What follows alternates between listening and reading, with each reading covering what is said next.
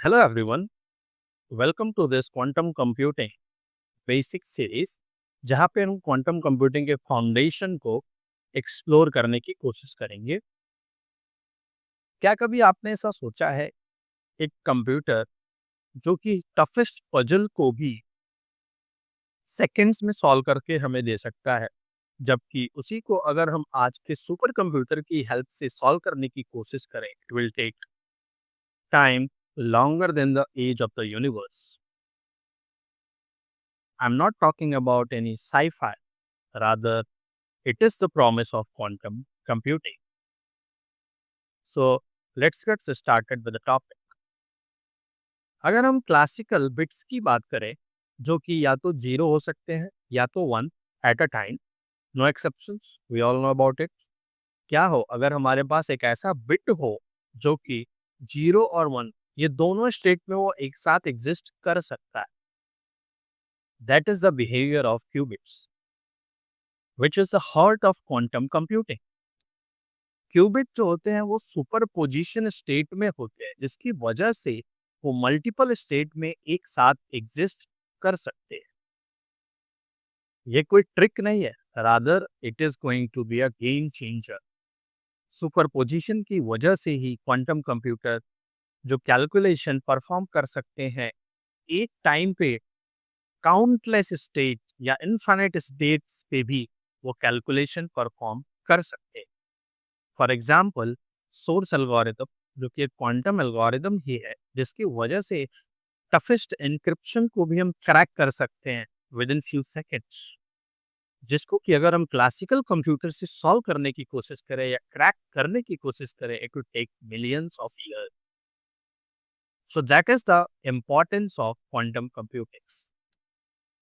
वो काम कैसे करता है, क्लासिकल कंप्यूटर से किस तरीके से क्वांटम कंप्यूटर अलग है, उसको इस एग्जाम्पल से हम समझने की कोशिश करेंगे। यहाँ पर स्क्रीन पे आप इस मेज को देख सकते हैं। हमारा एम है एक पाथ को ढूंढना जिससे कि हम लेफ्ट से एंटर और राइट से बाहर निकल सके।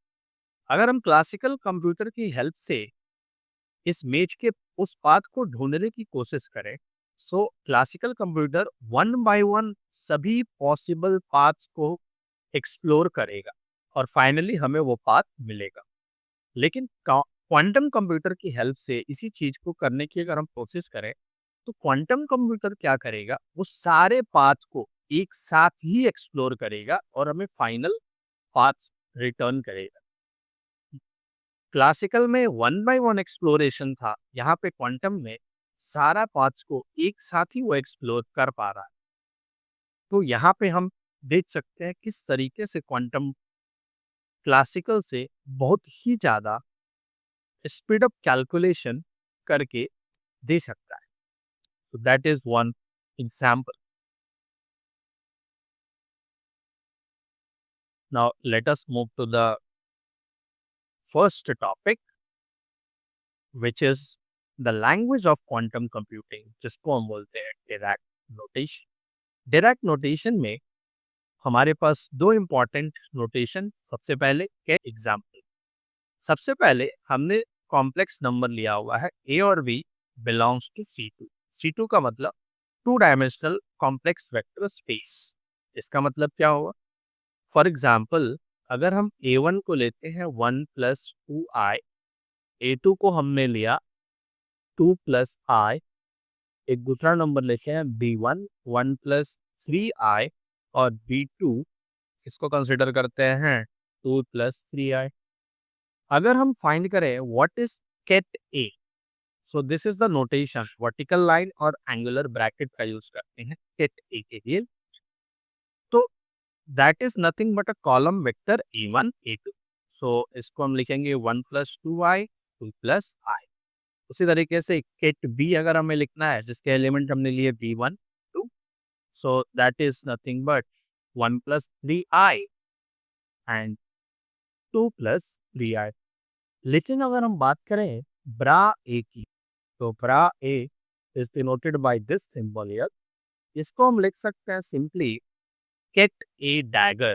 केट ए डैगर, इस डैगर का मतलब क्या होता है? That is nothing but conjugate transpose, इसको हम समझ लेते हैं what is the meaning of conjugate transpose. So हमें पता है कि A is nothing but 1 plus 2i और 2 plus i this column vector. इस पे डैगर जब अप्लाई करते हैं इसका मतलब होता है पहले ये कॉलम वेक्टर फॉर्म में लिखा होगा, इसको हम कन्वर्ट करेंगे रो वेक्टर में, so it becomes 1 plus 2i and 2 plus i। और बाद में हमें क्या करना है, इसका ट्रांसपोज फाइंड कर लेना, सॉरी कॉन्जुगेट फाइंड करना है। सो ये क्या हो जाएगा 1 minus 2i and 2 minus i। तो ये बनेगा भी कॉल्ड एज ब्रा ए। सिमिलरली अगर स्केट भी हमें पता है और ब्रा भी हमें लिखना है, हम क्या करेंगे, जो कॉलम वेक्टर है उसको रो वेक्टर में लिखेंगे और कॉन्जुगेट फाइंड करेंगे कॉरेस्पॉन्डिंग एलिमेंट। सो 1 plus 3i का कॉन्जुगेट 1 minus 3i और 2 plus 3i का कॉन्जुगेट होगा 2 minus 3। This is how we find ket and bra. So this was the basic. अगर हम इन दोनों को एक साथ फाइंड करें, ब्रा और केट को, so we define something called bracket. इसको डिनोट कैसे करेंगे, मान लेते हैं हमें फाइंड करना है ब्रा बी और केट ए को। तो ब्रा बी हमें पता है it is nothing but 1 minus 3i 2 minus 3i। और केट ए की अगर हम बात करें, सो this is nothing but 1 plus 2i and 2 plus i। This is simple multiplication of matrices. So this will be getting multiplied with this element and this second element with the second element, correct? इस तरीके से हमें multiply करना है बस। सो हम देखते हैं क्या मिलेगा हमें। So 1 minus 3i times 1 plus 2i plus 2 minus 3i times 2 plus i। इसको थोड़ा सा सिंप्लीफाई अगर करें, so we will get 1 plus 2i minus 3i minus 3 times 2 is 6। I square हमें ध्यान रखना है, it is always equal to -1। तो ये हो जाएगा +6। इसी तरीके से इस दूसरे ब्रैकेट को मल्टीप्लाई करें तो it becomes 4 plus 2i minus 6i और माइनस माइनस बिकम +3। इसको अगर थोड़ा सा सिंप्लीफाई कर, this I am doing just elementary mathematics, so no need to worry about it. अगर हम इसको ऐड कर लें, so we will get 14 and 2i is 4i and this is 9i, it become -5। So bracket करने पे ब्रा B और cat ए जब हमने फाइंड किया, हमें जो फाइनल आंसर मिला वो भी एक complex number he.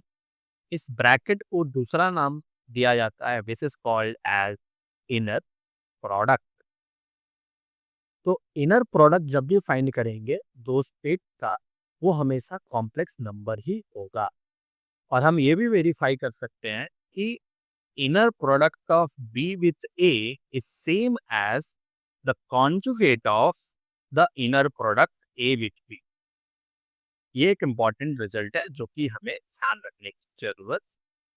Hope you understood till now what is ket, bra and what is bracket और inner product।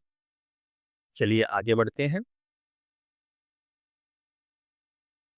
यहाँ पे अगर हम देखें, we have defined the inner product like this। और दूसरा notation which is called as ket bra। Bracket हमने देखा, अभी केट ब्रा देख लेते हैं। तो first we write ket and then we write bra. तो केट की अगर हम बात करें, हमें पता है कि A1 A2 सिंपली हम लिखेंगे। और केट बी की अगर हम बात करें, ket B, so this is B1 B2। अगर इससे हमें ब्रा भी लिखना है तो इस B1 B2 को हम क्या करेंगे, इसके कॉन्जुगेट लेंगे और इसको ट्रांसफॉर्म कर देंगे रो में। अभी again this is matrix multiplication, तो हमें क्या मिलेगा, ये हमारे पास कौन सा मैट्रिक्स है, इसका ऑर्डर क्या है 2/1 और इस मैट्रिक्स का ऑर्डर है 1/2। तो जो फाइनल मैट्रिक्स मिलेगा उसका ऑर्डर क्या होगा 2/2। सो ब्रैकेट लेने पे हमें कॉम्प्लेक्स नंबर मिलता है, लेकिन केटब्रा फाइंड करने पे हमें एक 2/2 मैट्रिक्स मिलेगा। ये हमें ध्यान रखने की जरूरत है। So first row multiply with the first column, we will get A1 B1 star. First row multiplied with the second column, A1 B2 star. Similarly, A2 B1 star and A2 B2 star.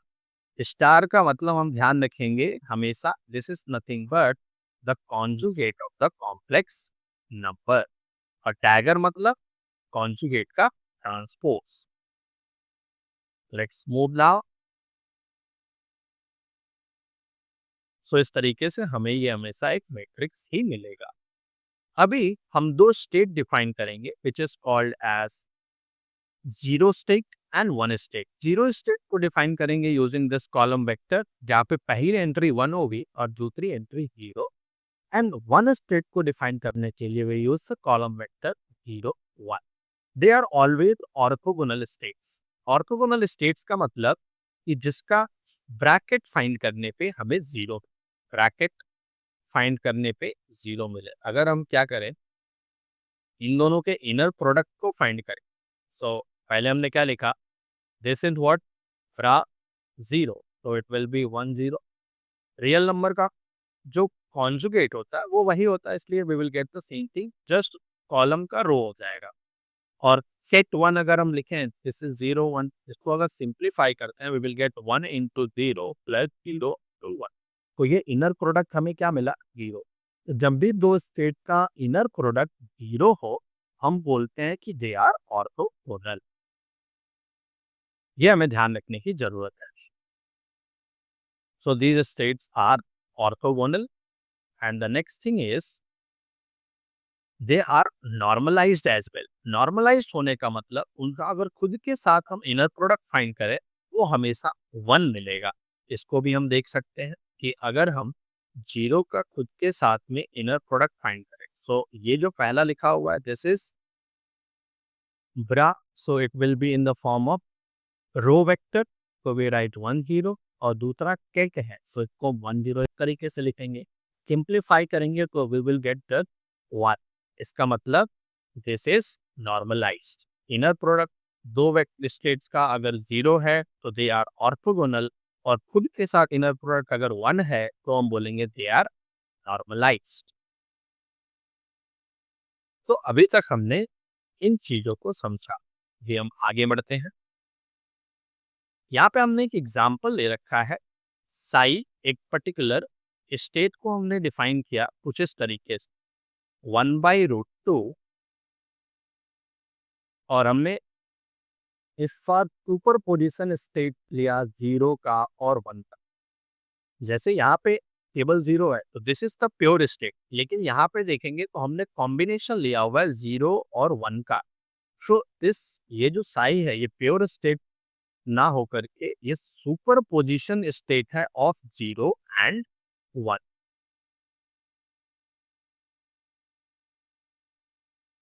ये state भी normalised है। अगर हम इसको check करना चाहें we will get that this is also normalised.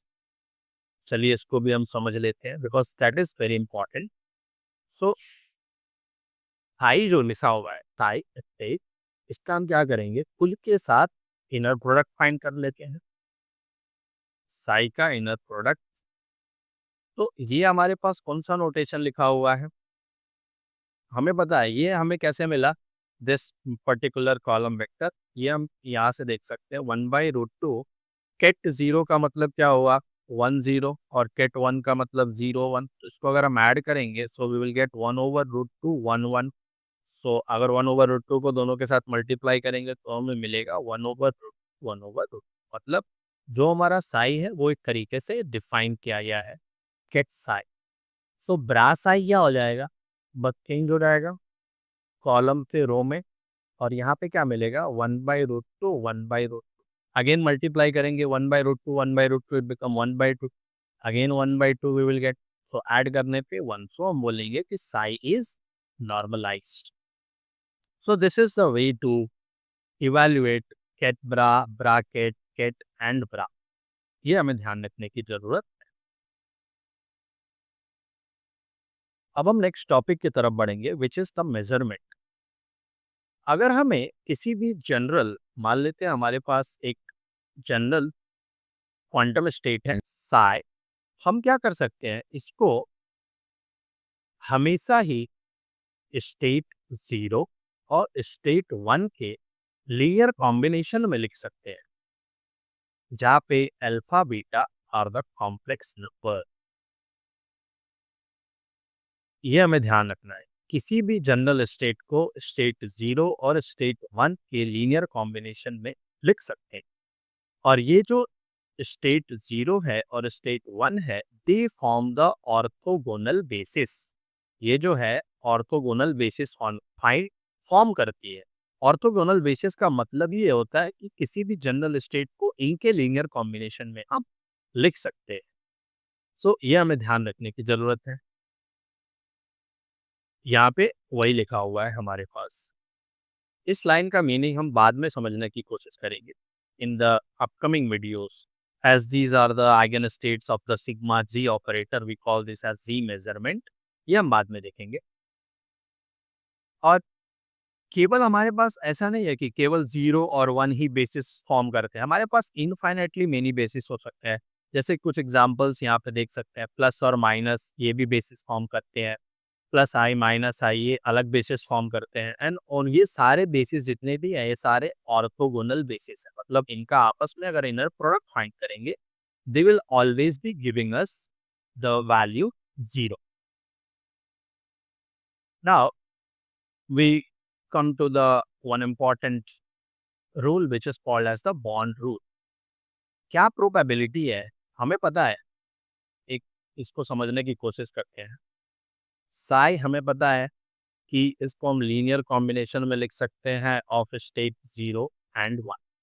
Question ये है, this is the superposition state, लेकिन जब भी हम साई को मेजर करेंगे वो इन दोनों में से किसी एक स्टेट में कोलैप्स कर जाता है। क्या प्रोबेबिलिटी है कि वो 0 स्टेट में कोलैप्स करेगा या क्या प्रोबेबिलिटी है कि 1 स्टेट में कोलैप्स करेगा? This is given by the Born rule. और वो फॉर्मूला क्या है यहाँ पे उसको समझ लेते हैं जरा सा हम। So this is the formula to calculate the probability. For example, यहाँ पे अगर हम फाइंड करें क्या प्रोबेबिलिटी है कि ये जो पर्टिकुलर साई है ये स्टेट 0 में कोलैप्स करेगा, सो that will be given by inner product of x। यहाँ पे x जो पर्टिकुलर स्टेट की बात कर रहे हैं विच इज 0 हियर, और साई हमारे पास जो दिया गया स्टेट है उसका स्क्वायर अगर हम करें, इस इनर प्रोडक्ट के स्क्वायर को करें, तो that will give us the probability. और नॉर्मलाइजेशन से हमें पता है कि सम ऑफ द प्रोबेबिलिटीज, मतलब इस केस में अगर पर्टिकुलर केस में बात करें तो probability to collapse in state 0 plus probability to collapse in state 1, this should always be add up to 1। इसको बोलते हैं normalization state। और this is the formula to find the probability। एक एग्जांपल से समझ लेते हैं कि how this formula works। so यहाँ पे हम इस एग्जांपल को देखेंगे। यहाँ पे हमें ये एग्जांपल दे रखा है, इसको समझ लेते हैं थोड़ा सा। तो अगर हमें फाइंड करना है कि क्या प्रोबेबिलिटी है कि ये जो साई है ये 0 स्टेट में कोलैप्स करेगा during measurement, it will be given by the formula. हमें पता है this was the formula, x with Sai का स्क्वायर। x हमारे पास 0 है और साई दे रखा है 1/√3 times this particular thing. Superposition state दिया हुआ है साई का। तो अभी हमें क्या करना है, इसको सिंप्लीफाई करना है। तो यहाँ पे सिंप्लीफाई करने के लिए क्या कर सकते हैं, अगर हम बात करें इसकी 0 inner product with 1/√3 ket 0 √2 times ket 1, ये हमें दे रखा है। और इस इनर प्रोडक्ट का स्क्वायर, इसको इवेलुएट करना है।